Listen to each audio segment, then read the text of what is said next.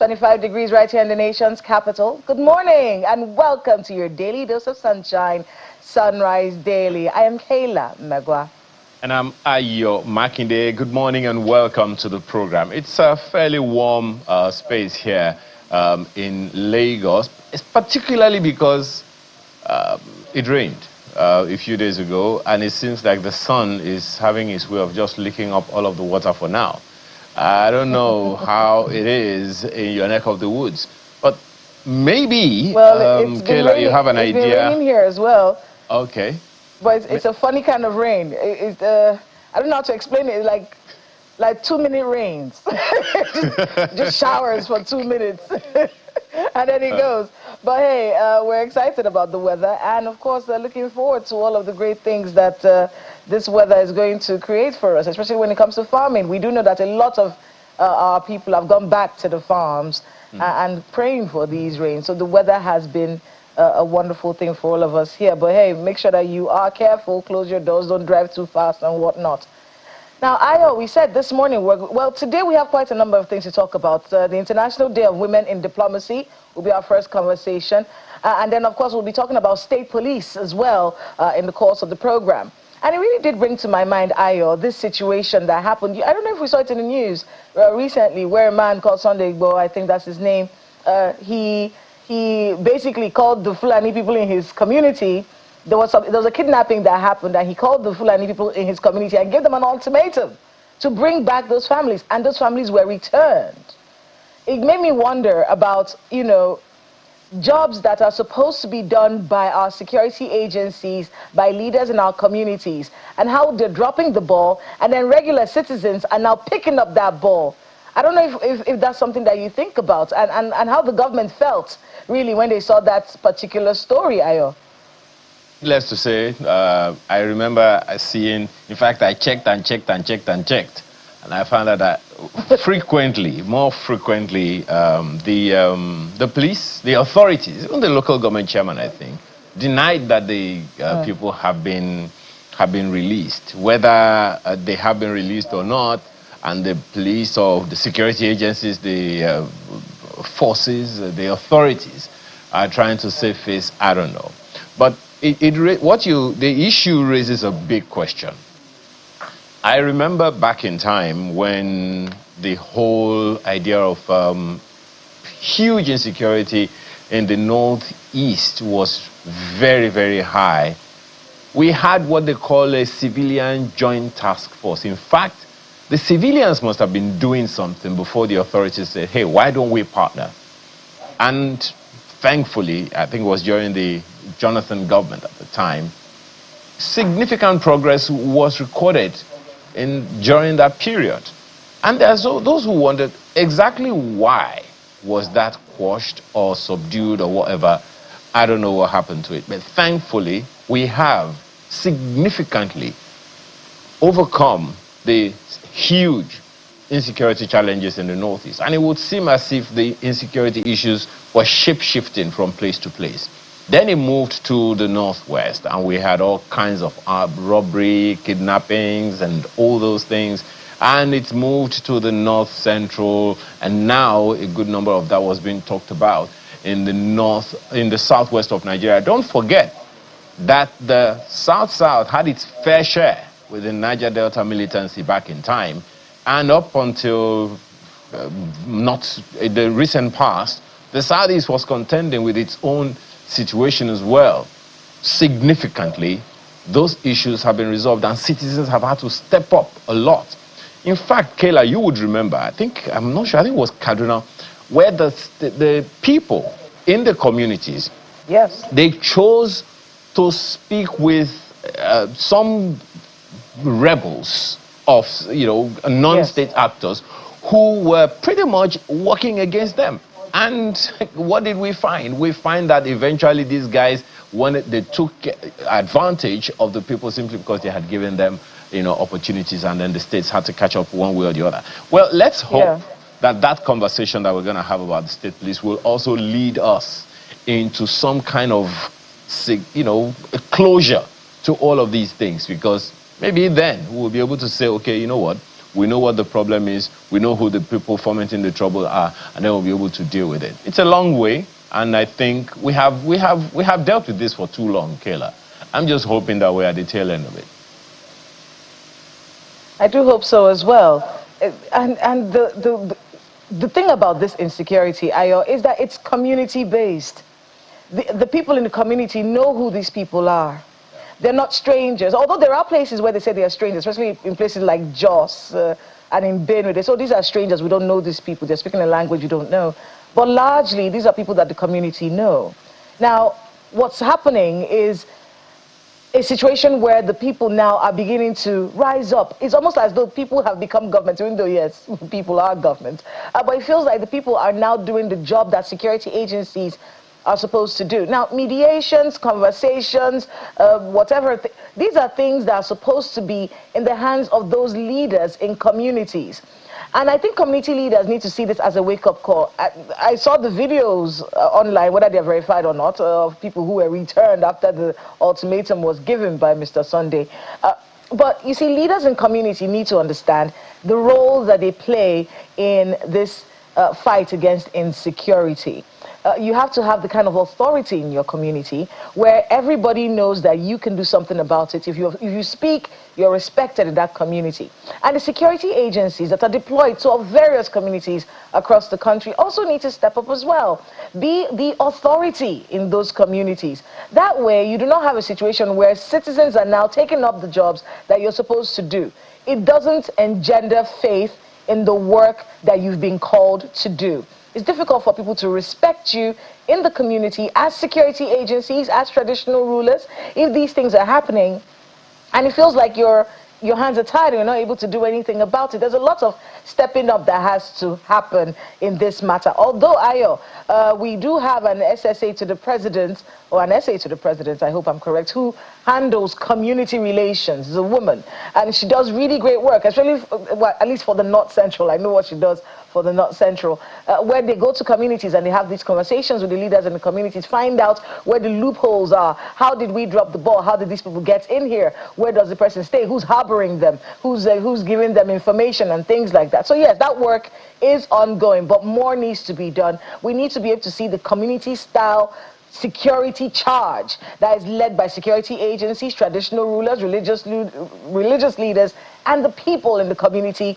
as well. I'm hopeful, Ayo. I believe that this will happen, and I'm looking forward to a time when we have this as our mainstay. That way, people who are our enemies, who are trying to destroy our country, who are trying to destroy our communities, will not be able to, because we have stood up and set up a standard against them. I'm really looking forward to that, Ayo. But like you said, we do have to talk about something else first, the International Day of Women in Diplomacy, Ayo. Oh yes, and that will begin in a moment immediately after this break. Please stay with us.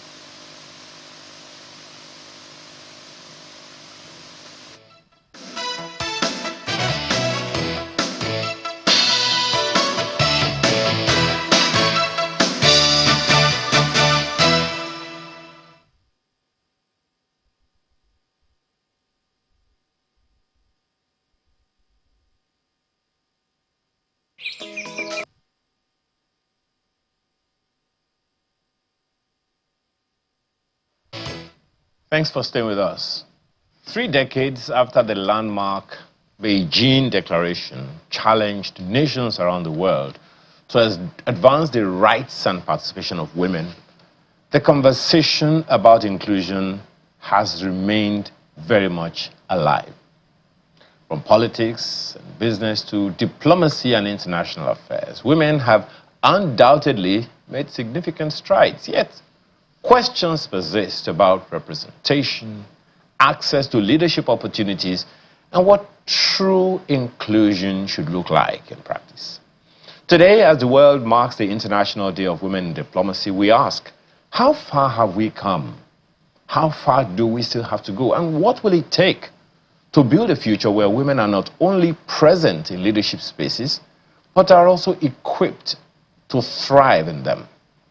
Joining us this morning is Nigeria's former ambassador to the Kingdom of the Netherlands, Ambassador Eniola Ajayi. Thank you so much for joining us this morning. Thank you for having me. This day, first of all, tell us about it. International Day of Women in Diplomacy? What's the objective?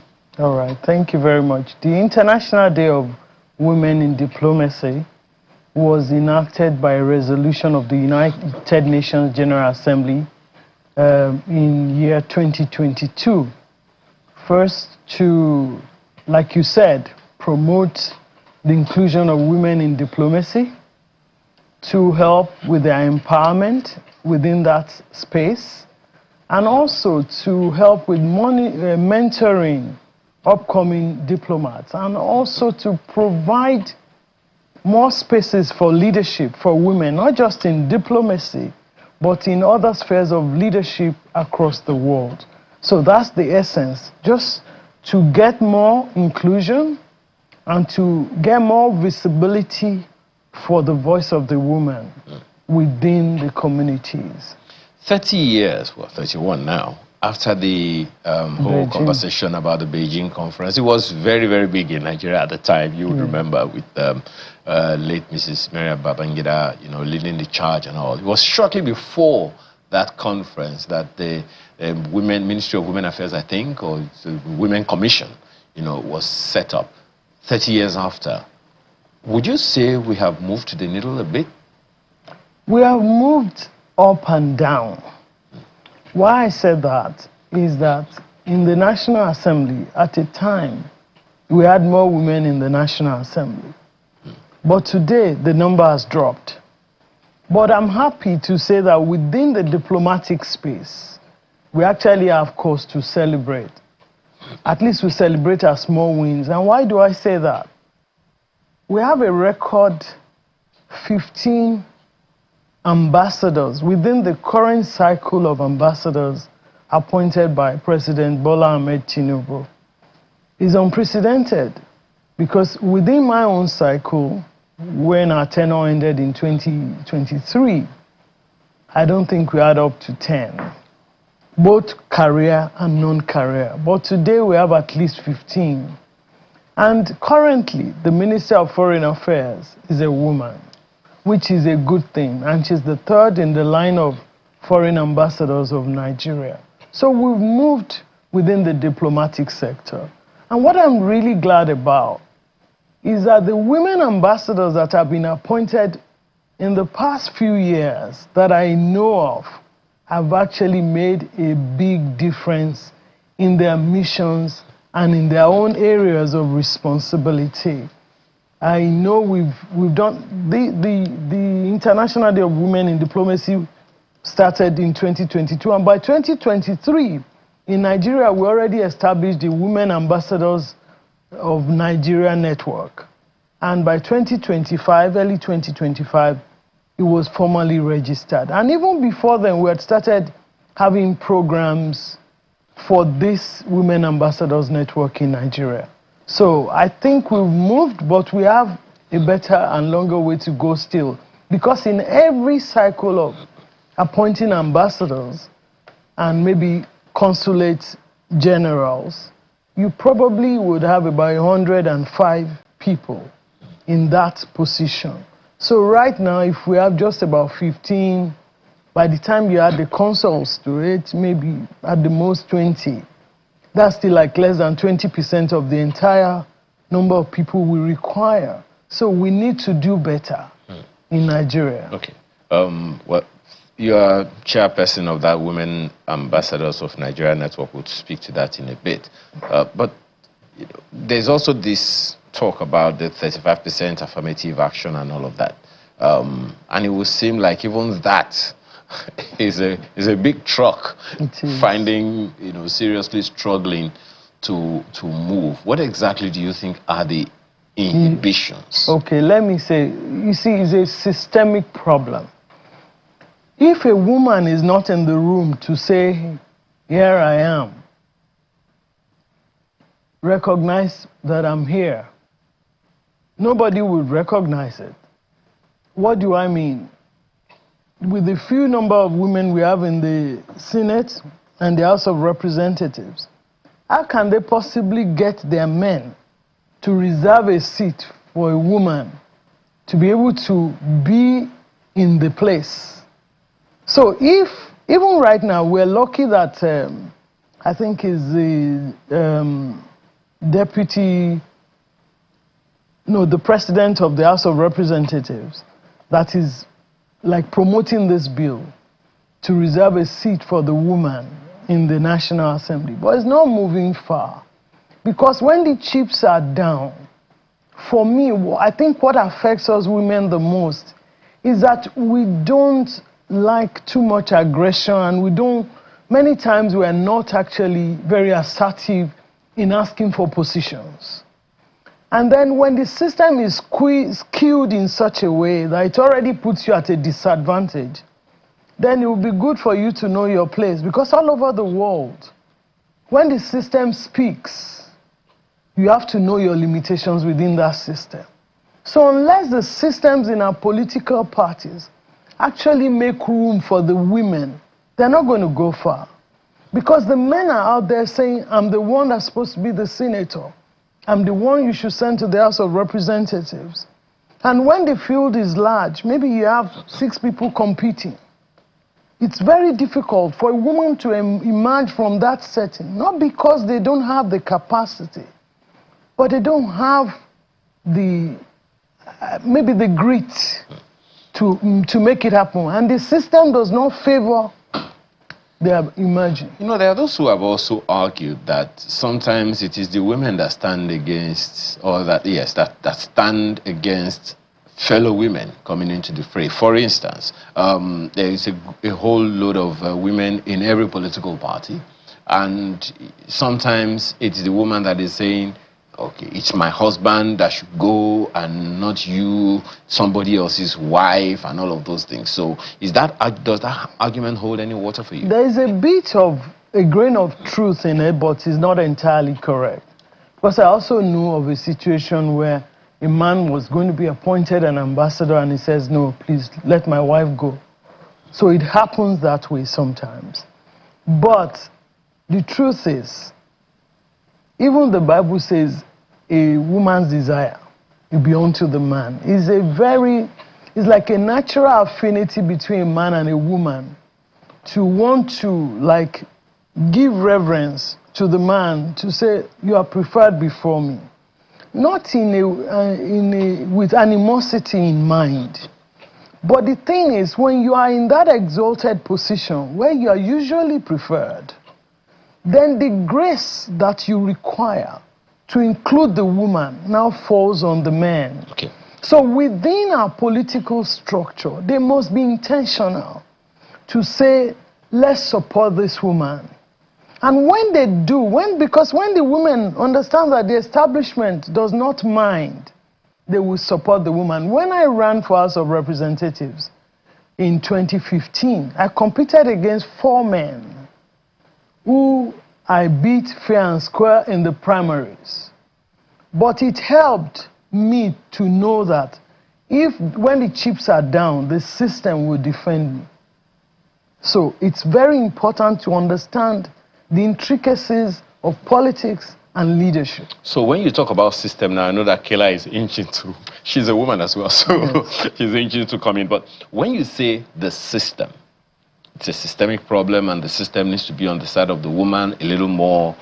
Well, that doesn't say the system will be against the man, but it's just a little more. What exactly are you talking about? Perhaps that's one of the reasons that efforts were being made, or maybe are still being made, to come up with a law that compels that affirmative action. Yes. Is that sufficient, or are there other systemic infrastructure that need to be put in place? Okay.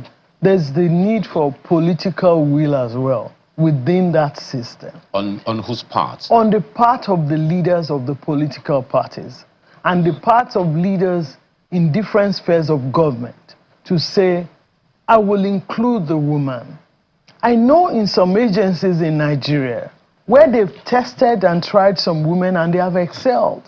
And the man or the man in authority thinks, these women are good for the work I need to do, and promotes them to be able to fulfill those roles. See how our women have performed creditably across the world in leadership positions. Amina Mohammed, Ngozi Okonjo-Iweala, many of them, they've done excellently well. So the political will to say that this thing should be this way. Look at what is happening now politically in Ogun State.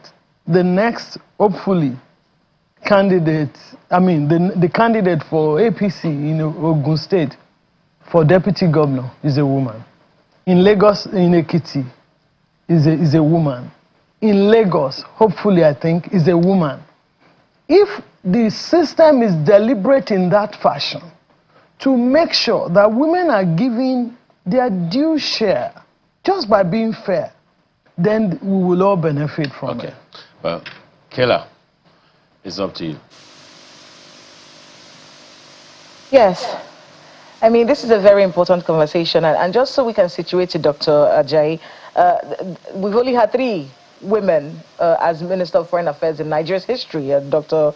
Ngozi Okonjo-Iweala briefly at sometime in 2006, and then Ambassador Joy Ogwu for 1 year between 2006 and 2027. And then now Ambassador Bianca Odumegwu-Ojukwu in 2006. So those are 3 women who have been Minister of Foreign Affairs in Nigeria's history. In the cohorts that the president has released of ambassadorial nominees, at least, let's go back there. 65 of them, only 10 were women. Only 10 were women. And out of the 10, 4 of them career ambassadors and 6 of them non-career ambassadors. The intentionality of putting women in diplomatic spheres is one I think I need you to speak on. Why is women inclusivity in our diplomatic space crucial? And why, what do you think President Bola Ahmed Tinubu should be thinking about? If he gets another time in office, he still has an opportunity to get more women involved in our diplomatic space. Why is it important to put women in these spaces? Thank you very much, madam. It's absolutely important to put women in these spaces because, number one, women are very good at diplomacy. What do I mean? We don't come with the baggage of ego. We're very amiable, and we're people that understand how to do team playing, which is very essential, especially within the multilateral setting. You find out that women are very good at it, and then we have what you call the soft power. We're very good at negotiating.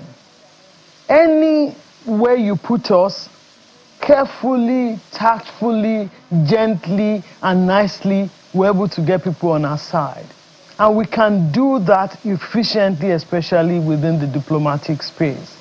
I recall that when I was in the Netherlands, my African colleagues, they would defer to me because I never come out like, oh, it's all about Nigeria. Nigeria must come first and all that. I just made it obvious to them that I'm a team player. We will come together. Africa first. Let's do this together. And then we'll lead the way, we show the way without taking the glory. So women are very good at diplomacy. We're very careful. And then when it comes to things like hosting, you know we are natural hostesses. Our national days, we do it with the touch of the feminine touch. We are very good at those things. And then we are also very good learners. We don't come with ego. We go and do anything we're supposed to do. And we're able to integrate ourselves quicker into the community and affect even the Nigerian citizen as well. I remember when I was in the Netherlands and even before then in Hungary, my 4 pillars were inclusion, investment, image building, and innovation. That inclusion, the average Nigerian felt included.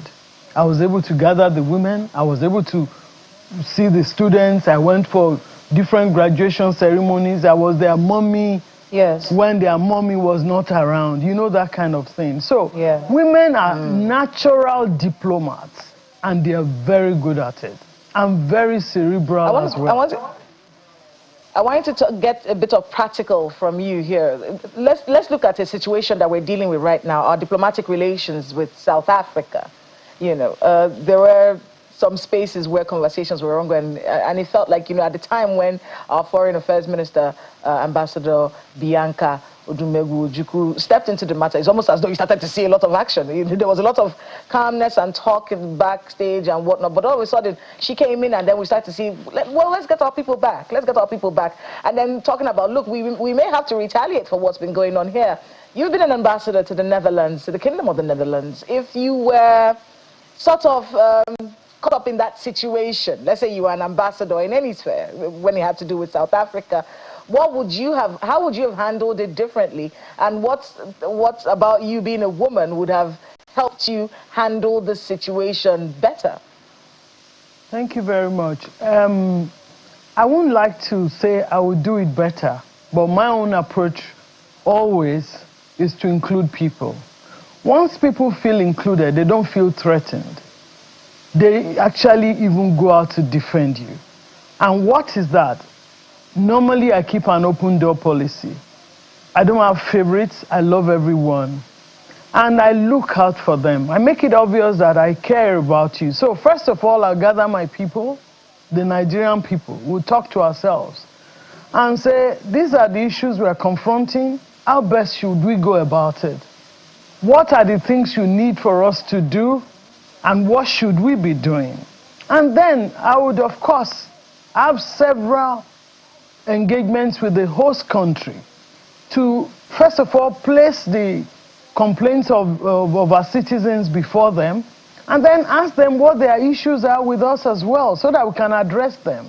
And then tell them what is at stake if they don't actually cooperate with us. Not in a threatening manner, but in a factual manner. And the fact that no country can exist in isolation, not even the biggest country in the world, because every nation has its pride. And then we have things that we can also look back to as pointers of things we have done together as countries. So what we would need is a lot of conversations with our citizens and with the host government and also our government back home to let them know what the situation is and decide on the best way to move forward in the circumstance. So nobody can say something from outside if you've not been part of it on the inside. But what I can tell you is when I had all kinds of situations like that, that was how I was able to approach them. So that's what we need to do. We need to engage seriously. Engage with that, even the South African community themselves, and let them understand things in the proper perspective. Before I toss back to Ayo, I heard you talking earlier about affirmative action. And President Bola Ahmed Tinubu has been criticized for not delivering on the affirmative action for women in this administration, whether it is in appointees, and like I said earlier, only 10 women out of 65 in this particular cohort of ambassadorial nominees. So we can be clear about what it is that we're asking for. When you're saying you want affirmative action from the presidency when it comes to, female ambassadors, and also you talked politics as well, inclusion in politics. That's a whole different ballgame. But when it comes to appointments, especially for ambassadorial nominees, maybe talk to the president directly and explain what affirmative action Nigerian women are asking for from him in that diplomatic space. All right, thank you so much. Right now, I believe that between the non-career and career ambassadors, we have about 15 ambassadors, because I'm the chairperson and I know that we have a group that they've been admitted into. Maybe some of them were appointed outside of the mainstream news, so you don't have that number. But talking to President Bola Ahmed Tinubu, I'll just say, I want to thank you for the bold steps that you've been taking in many spheres of our existence as a nation. One of them is the issue of state police. And because I know that when you want to achieve something, you can do it. You have the political will and sagacity to get it done. So I'm not afraid that if you want more women in your cabinet, in the houses of assembly and in the National Assembly, you know how to make the system work to achieve it. Even if it's just with an executive directive for now, that everybody should try and do this. I know it can be done. So we would like to see more women within the diplomatic sphere That means for it to happen, the states have to be mandated to at least submit the name of at least one woman within the list that they're submitting for ambassadorial nominees. I'm lucky that in my state we have 2 right now, so I can't complain. But I know that in Gombe, there's no ambassadorial nominee, career or non-career right now. So I would like to plead nicely with Mr. President to make sure the one that will come from Gombe, non-career, would be a woman. It would really be nice to have that. And for you to please, sir, continue to put more women in places of authority, because we will deliver on that assignment. Thank you. You know, just before we go, a quick one for the future. Young women. There are those who wonder exactly what it takes to be positioned, to be appointed, be it as a career or non-career ambassador, as you put it. What are the things that a young woman in university, even in secondary school, should be thinking about now to become this person? Okay, first of all, to be a non-career ambassador, you just need to be a good professional in any sphere. Former heads of states have been made ambassadors of their country, former generals, former Supreme Appeal Court judges, regular judges, people like me from the health sector, education. So you can be anything, but you need to be good. You need to also be someone who's contributing to society. Most people who get appointed as career ambassadors, they don't set out to say, I want to be an ambassador. They just set out to make a difference within their spheres of influence. But for career ambassadors, you need to, first of all, study courses that are relevant, maybe like law, economics, languages, politics, and even anything. But you now need to get admitted into our foreign service. Okay. Through the Ministry of Foreign Affairs, asking for new people to be recruited. And when you go to the Foreign Service Academy, then you begin the career progression of being a second secretary, first secretary, and so on and so forth. I think it's about time someone began to take notes from you about how to become an ambassador. Kayla, for instance, I mean, she's very good at what she does. Maybe I don't want to ask you whether or not you think she's good enough. Don't let her head swell. Thank you so much for your time this morning with us. Thank you for having us. You didn't talk about Women Ambassadors Network at all. Oh, we'll come back to it. You said we will come back. We will go back to it. Ambassador and Dr. Eniola Ajayi, thank you so much for your time this morning. Thank you. Thank you for having me. Okay. God bless. Well, Kayla already teased the fact that we'll be speaking out about state police. That's when we return.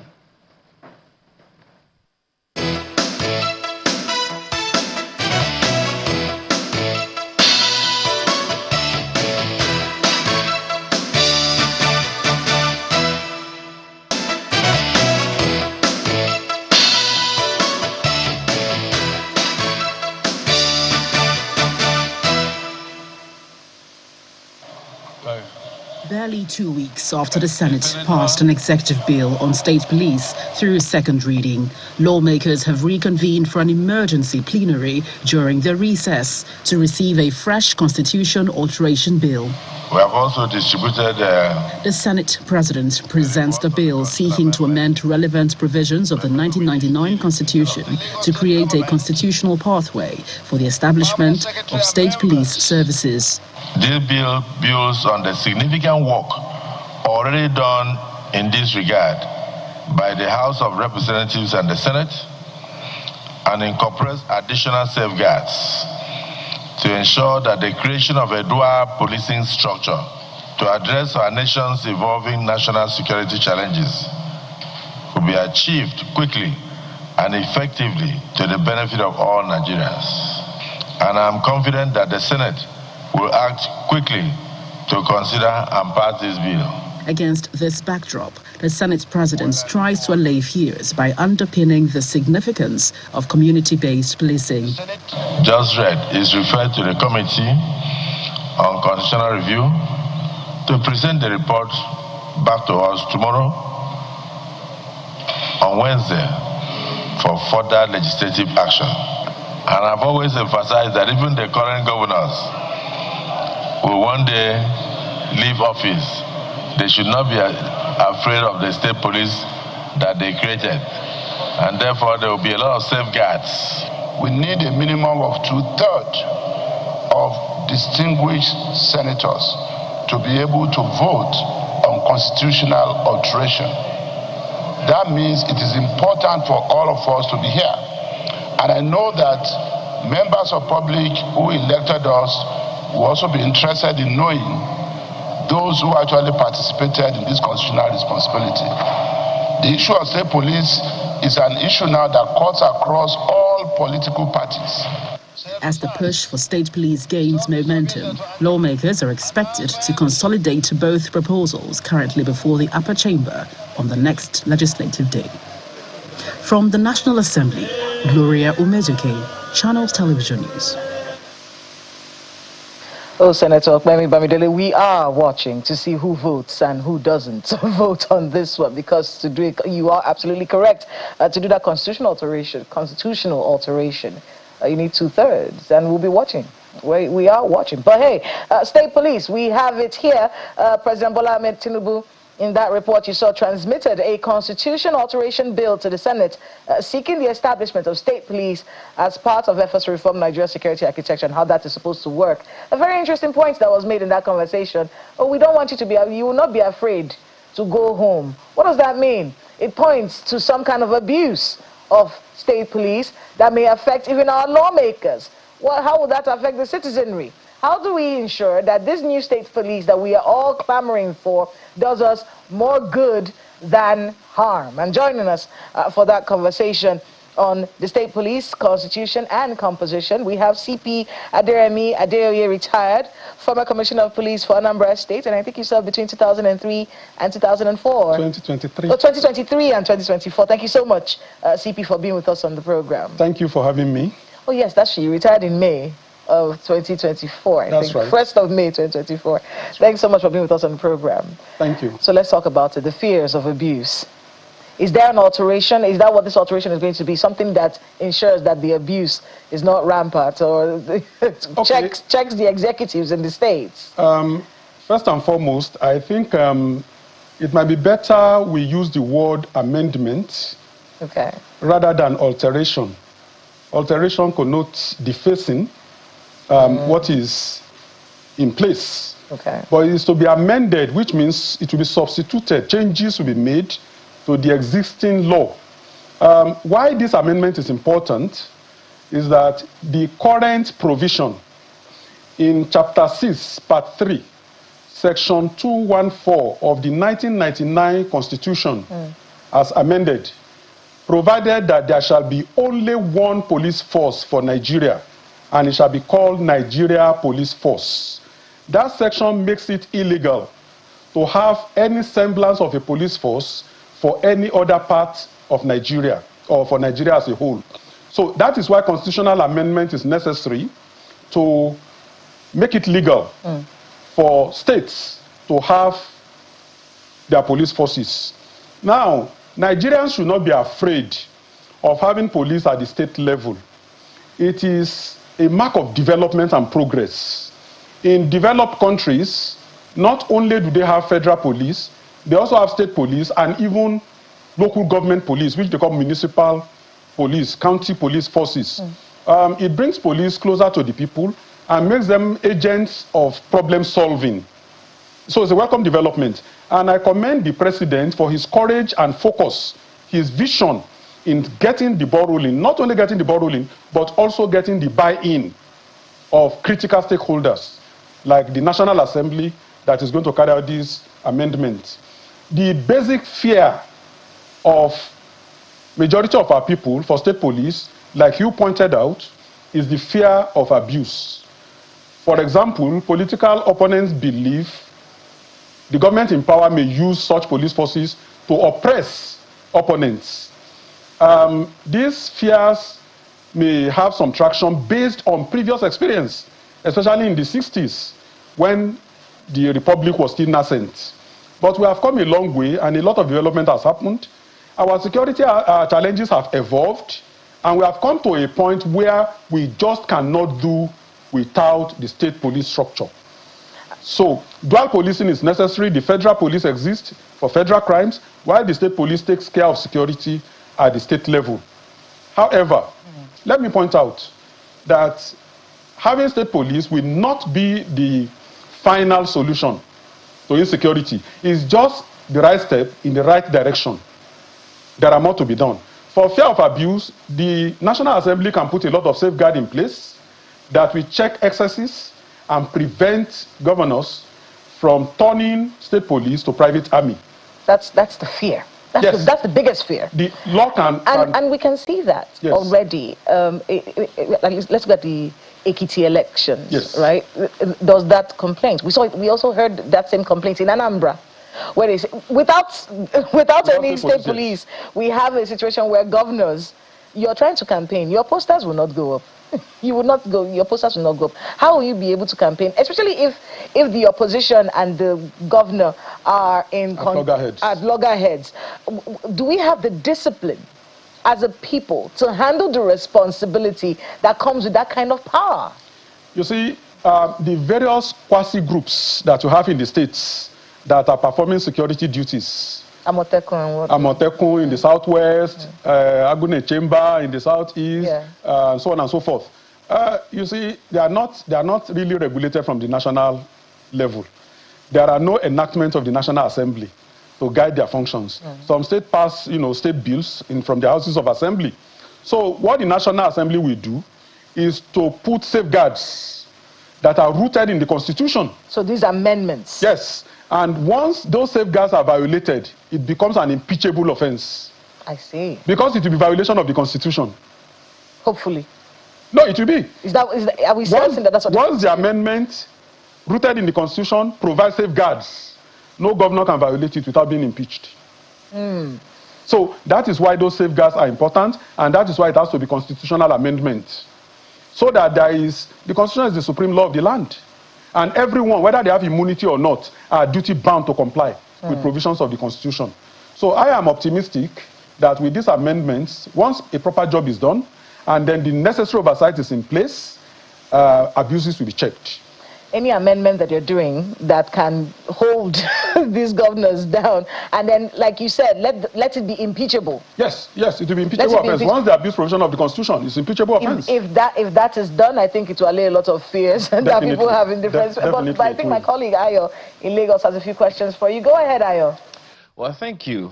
OCP, my first question is from the provision of the Constitution that you quoted, Section 14.1, there shall be a police force for Nigeria, which shall be known as the Nigeria Police Force.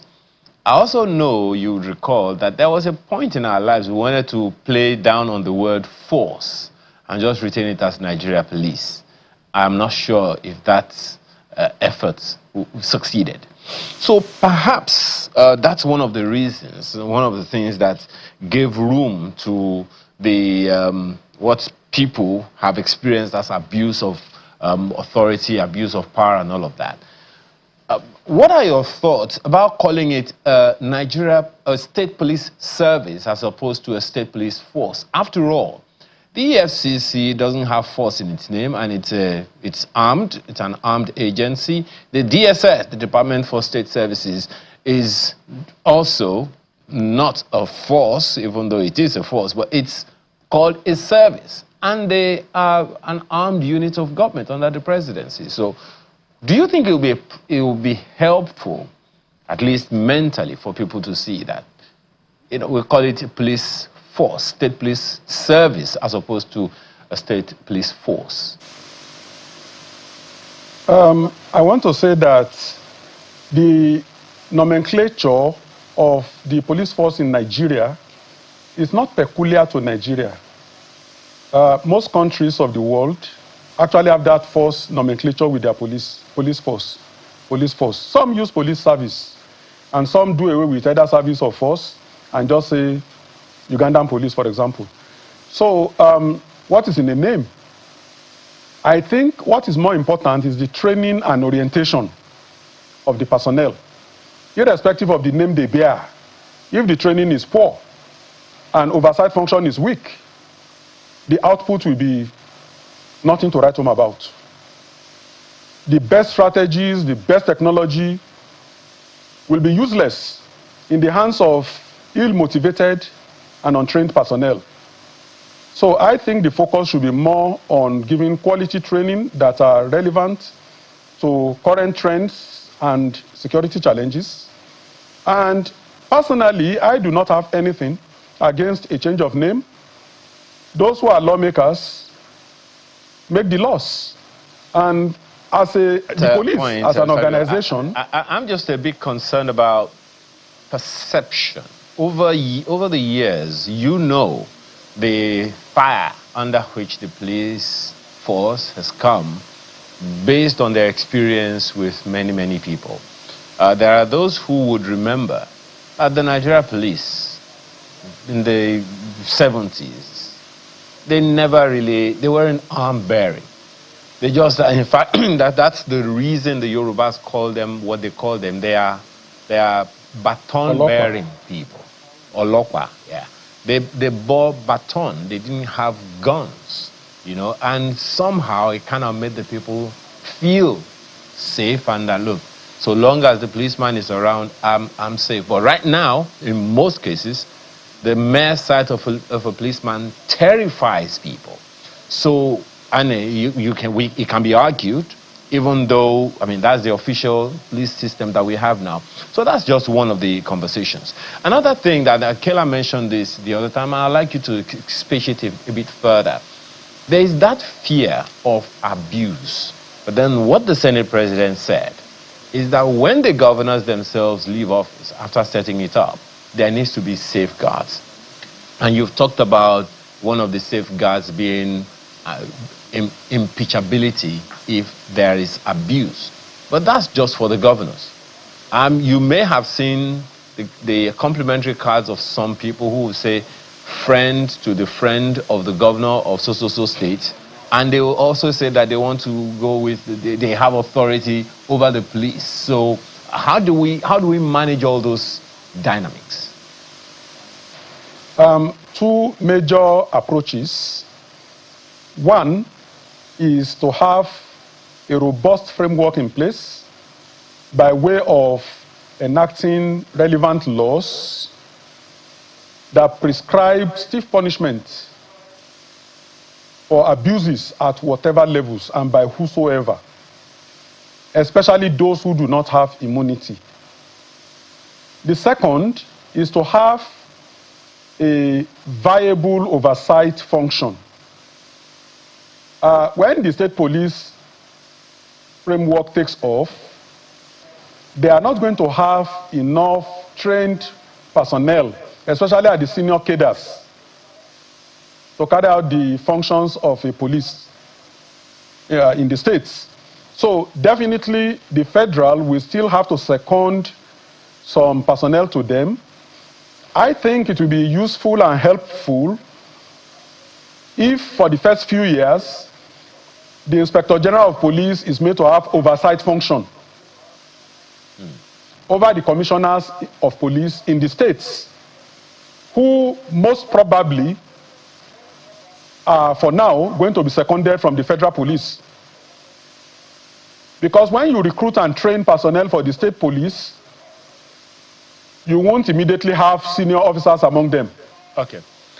That level will be attained with time, with training, and with promotions. There's going to be some kind of transition process that will transition period.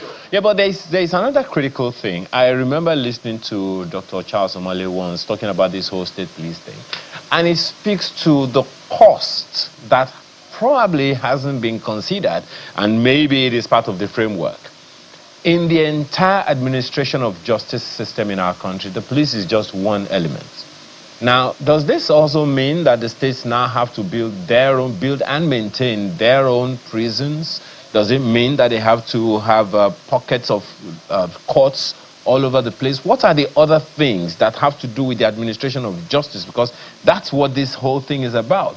It's not just to have security, when you arrest people for fomenting trouble or for making other people feel insecure, you put them in the gallows one way or the other. You have to follow a particular process. So what are the other elements that need to be considered now as the National Assembly discusses this framework that the president has submitted to them, particularly in the entire administration of justice system in our country? Fortunately, there won't be need for much changes in the criminal justice administration system at the state level. You will recall that each state already has its state high courts, they have their magistrate courts, and they have their correction facilities. So it is since the population of the state will not increase as police is being created, as state police is being created, there may be no need for increasing those other facilities. The same existing structures will be adequate to serve the people. The population remains the same. So having more police officers by way of having state police will only make security more effective. In fact, it will be preventative, of crimes. Yeah. So you will expect that commission of crime will reduce because there will be more boots on ground and there will be more eyes and hands, to check crime. So if there is a fall in commission of crime, then there will be less work for the courts to do, and there will be less inmates for the correction facilities to handle. Yeah. So it's going to have a salutary effect, actually. I think, and we just got this message from Captain Bish Johnson. He's been sending this message to a lot of people. And they're talking about, when it comes to this new state police, that it does feel like we're ultimately going to get one. Yes. They're saying we should be careful not to just decentralize the police structure. Because what people are thinking, and I guess many people may not understand, is that for some people, they might just create 36 more 36 state police offices, and then it's the same structure as we have as the national one. The criticism against that is that no, the helping our security, that might actually make our security situation worse. Because the actual thing that's supposed to be done is to change structure, philosophy, financing, and all of that. So in the conversation around state police, that these things have to be incorporated and not just a decentralization. I see you nodding. I'm guessing you agree with this. I agree. You see, first and foremost, the structure cannot be the same. When you are talking of the national, you have an IGP, you have the DIGs, you have the AIGs in charge of zones. Yeah. When you come to state level, the most senior police officer is a commissioner of police. So you'll have commissioner of police, you'll have area commanders, you'll have DPOs. That is the structure for the state. It cannot be more than that. And then, like you said, it's not just about decentralizing, it's about giving quality training. When we look at current security challenges, there is need to overhaul the existing training curriculum to now include training in emotional intelligence, data analysis, digital literacy, human rights law, okay, so that the police at the state level will not see themselves as another occupation force. They will see themselves as agents of peace and problem solvers to the communities they serve. Training can achieve all this. And if we are able to give them this kind of quality training that equips them with cutting-edge technology knowledge, technological knowledge that they can employ in predicting crime, not just preventing and solving. They must be able to predict and prevent by making use of artificial intelligence, their digital literacy, and dealing with asymmetric challenges. This is the way forward. Responsible authority. I think that's the thought that came to my head. Responsible authority. The training for responsible and responsive. Responsible and responsive authority. Absolutely. Not power drunk. No. Wild men. There should be no room for that. And that can be checked right from the beginning. From training, they have to be indoctrinated that they are not masters of the people. All right. we are out of time, but I have to thank you so much, CP Aderemi Adere, retired, former Commissioner of Police for Anambra State. Thanks again for being with us on the program. The pleasure is mine. All right, well, Thank you, just in case you've been following this particular story, Omoyele Sowore is at the Federal High Court in Abuja for the hearing and determination of that motion that has been going on for a while. We'll be following up on that story for you today, you know, because we do need to understand what has happened. So we see him in court when he's wearing white. So the motion for his stay of the revocation of his bail and bench warrant. So that's ongoing as we speak. We'll give you the details in the course of the day. But hey, have a great day ahead. I'm Kayla Megwa. Thanks for being with us. And I'm Ayo. Makinde Business Morning is on the arm.